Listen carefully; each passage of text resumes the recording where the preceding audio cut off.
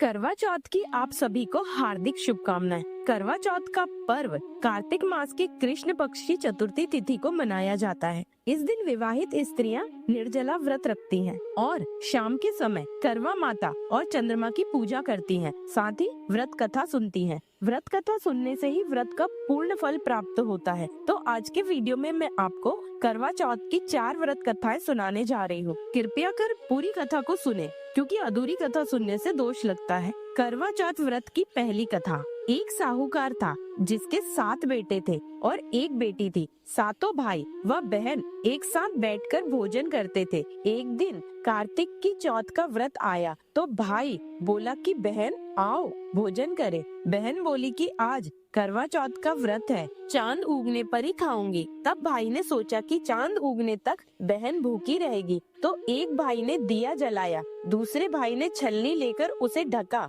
और नकली चांद दिखाकर बहन से कहने लगे कि चल चांद उग आया है, आधर्य दे ले। बहन अपनी भाभीियों से कहने लगी कि चलो आधर्य दे। तो भाभियां बोली तुम्हारा चांद उगा होगा, हमारा चांद तो रात को उगेगा। बहन ने जब अकेले ही आधर्य दिया और भोजन करने लगी तो पहले ही ग्रास में बाल आया, दूसरे ग्रास में कंकड़ आया और तीसरा ग्रास मुंह की ओर किया तो उसकी ससुराल से संदेशा आया कि उसका पति बहुत बीमार है, जल्दी भेजो। माँ ने जब लड़की को विदा किया तो कहा कि रास्ते में जो भी मिले उसके पाँव लगना और जो कोई सुहाग का आशीष दे उसके पल्ले में गांठ लगाकर उसे कुछ रुपए देना। बहन सब भाइयों से विदा हुई तो रास्ते में उसे जो मिला उसने यही आशीष दी कि तुम 7 भाइयों की बहन, तुम्हारे भाई सुखी रहें और तुम उनका सुख देखो। सुहाग का आशीष